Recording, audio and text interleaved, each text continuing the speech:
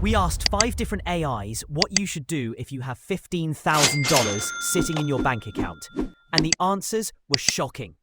Some said to invest it immediately. Others warned to save it. But when we compared their reasoning, one strategy stood out above all. So, what's the smartest move according to artificial intelligence? Let's find out. According to all 5 AIs, the biggest danger after saving $15,000 isn't losing money. It's losing perspective. ChatGPT calls it the illusion of progress. You see your balance grow and feel safe, but Copilot's analysis shows that confidence is often the most expensive emotion in finance. In the United States, the average high-yield savings account pays 4.3%, while the average credit card APR is 21.6%, the highest in history. That means someone saving $15,000 but owing the same amount on credit cards effectively loses $2,600 every year in net worth. In the UK, the gap is similar. 4.6% savings versus 24.4% interest, costing the average Brit £1,980 annually. DeepSeek simulated this over a decade. 2 identical people, both starting with $15,000.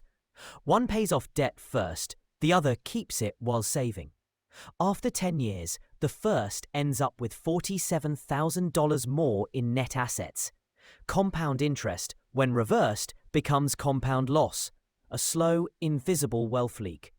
Magistral examined the behavior behind it. 68% of Americans with over $10,000 saved also carry credit card debt. Saving gives dopamine. Debt gives anxiety. The two cancel each other out, creating financial paralysis. Gemini summarized it perfectly. If your debt earns more for the bank than your savings earn for you, you're not building wealth, you're financing someone else's. In the end, the AIs all agreed. Before investing or chasing returns, destroy what they call negative compounding. Paying off an 18% credit card is the same as earning 18% risk-free, something no stock market can match. Wealth doesn't start when you make money. It starts when you stop losing it. After destroying debt, the 5 AIs agree. The real challenge begins. ChatGPT calls this stage the transition from saver to investor, because saving protects you, but investing frees you. According to a 2024 Bankrate study, 58% of Americans still keep most of their money in savings accounts, earning less than inflation. In the UK, 64% of households hold 0 market investments. The result? Their money grows slower than prices. A guaranteed loss over time. Copilot analyzed long-term compounding data. If you invest $500 a month at 8% annual return, you reach $745,000 in 30 years. At 4% interest in a savings account, you'd only have $347,000, less than half. Meanwhile, DeepSeek found that increasing your investment rate by just 3% per year accelerates financial independence by nearly 9 years for middle-income earners in the US and UK. Combined. Behavioral data backs this up. A 2024 Vanguard report shows that investors who automate their monthly contributions outperform manual investors by 27% over 15 years. Not because of higher returns, but because they skip fewer months. Gemini adds, automation removes emotion, and emotion is the tax on progress. In short, consistency beats intensity. So, the second rule, according to the AIs, is clear. Increase your investment rate before your lifestyle. When you get a raise, invest it. When you free debt payments, redirect them.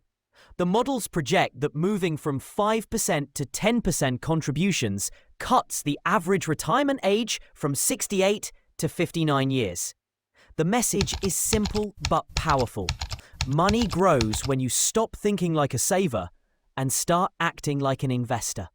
Once your debt is gone and your investments grow, the 5 AIs agree This is where most people stop evolving. ChatGPT calls it the comfort plateau.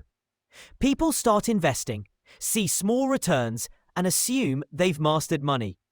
But Copilot's global data says otherwise. Over 78% of retail investors in the US and 82% in the UK keep more than 90% of their portfolios in one asset, the stock market.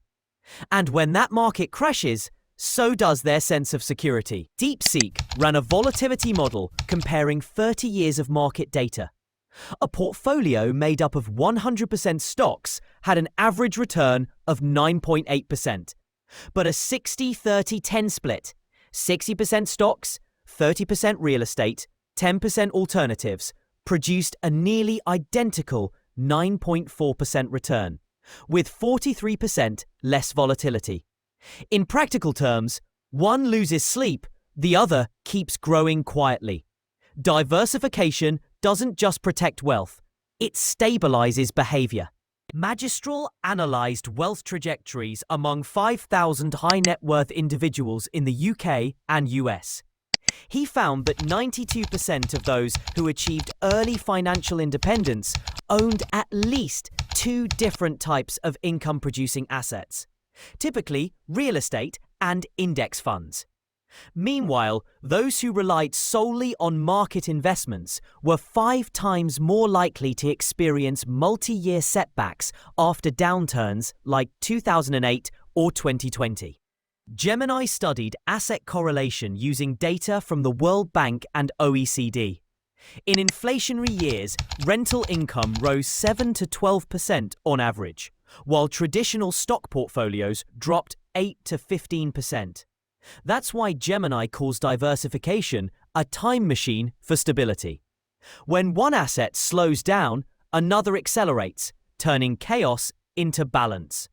And that balance is what the AIs define as true financial independence. So the final rule, according to all 5 systems, is this: don't chase higher returns, chase stronger foundations.